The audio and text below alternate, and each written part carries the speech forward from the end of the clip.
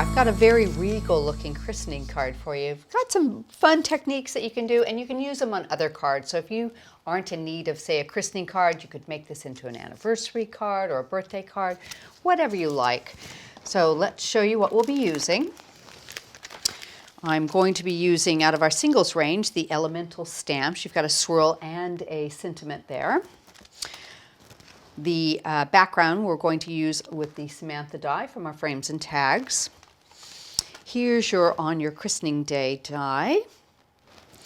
And this is our elegant cross, and I've designed this so it can be used for a multitude of different things. And you can put mini blessings, Easter blessings, Christmas blessings, anything you want, put it together, and you can use it all year round.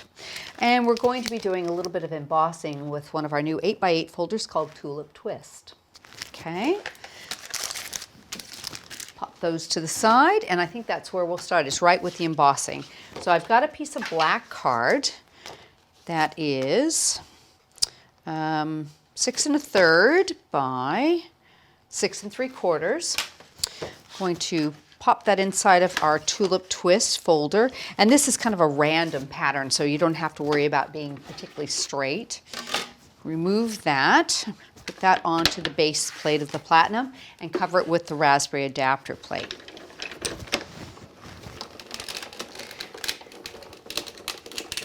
You can hear it embossing there. Now when you emboss, you really don't want to run it back through. Just go through one time, because it can kind of move the pattern inside and you get like a duplicate look to it. There we go. So you can see you've got a really deep emboss come through there. Now what I want to do with this card is to give it a little bit more of that regal look, and I'm going to bring in some of our gilding polish. This is the Enchanted Gold gilding polish, and you can see it's very beautiful and a really, really soft gold. And they come with the applicator on the top there. So what you want to do is just pull a little bit out onto the side, and you want to make sure you don't have any big gobs of it anywhere. If you do, wipe it off on the edge, and then you can take this right over the top and just pick up all that beautiful embossing. And I love the way this Enchanted Gold looks on black card, because it comes out looking just like metal. It really does. So I'm only going to be using the very sides of this. So I'm just going to go up and down each side here. Give it a little bit of a polish. If you want it deeper, you can do it. A little more intense color. Go in just to make sure I've got the edges done enough on both sides there. Pop that back in. And since each color has its own applicator, you don't really have to worry about cleaning it too much. If it starts to get very hard, then I would rinse it out under some tap water and dry it and put it back. So what you want to do is just take and give it a light buff with a kitchen roll on both sides, and that will dry it out and bring the shine up on it. There we go. Isn't that pretty? Now I'm going to go ahead and put that into place onto the base of our card.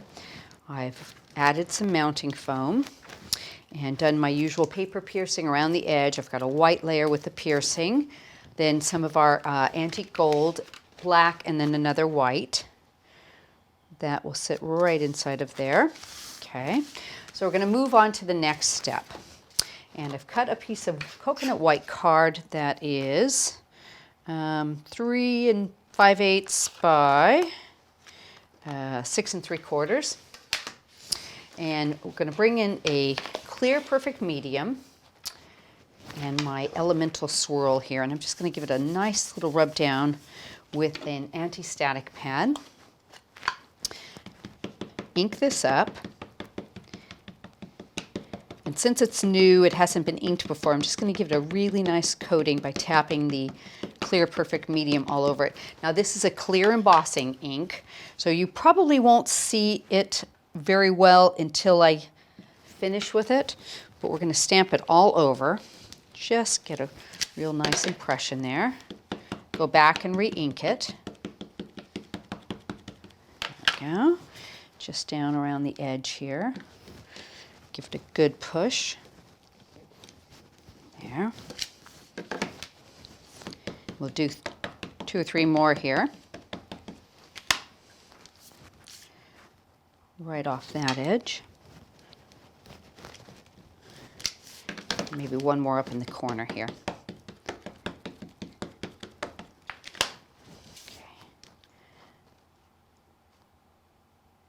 Like that. Now this is going to be just a really nice little accent to the back of this. Put that to the side. Bring in a little copy paper for underneath here.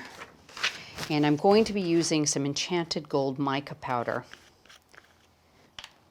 There we go. A little bit of a brush. And when we brush that on, you'll be able to see where the stamping is, because all of that sticky embossing ink will hold the mica in place. It's very subtle, but it's really nice when you have things like this as a background image. It doesn't overpower, it just adds a little bit of interest to what you're doing. Get that all dusted. Tiny bit more right there. There we go. And then I just take a clean tissue and just lightly dust off the excess. There we go. Pop that to the side. You can see, catch the light on that. Isn't that gorgeous? Really love the way that looks. Now let me show you another little cheat. I wanted to have the look of a black matting, but I was a little limited on my black card. So what I'm going to do is just add a tiny bit to the edges with some just little offcuts. One of those there. Like that. Let's get that nice and straight. Looks good. We'll do this one, and that way it'll look like it's got a nice black mat behind it, but we've only just used a sliver of card to it. And we all have leftover card laying about, so it's a perfect way to do a little cheat. There we go. Okay, just like that. So I'm going to bring this back in, and we'll add some mounting foam to the back, and we'll raise that piece up. It'll really show off.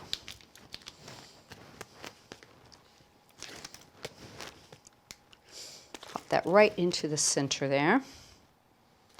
Let's move just a little bit. There we go. Try and get that centered nice and evenly.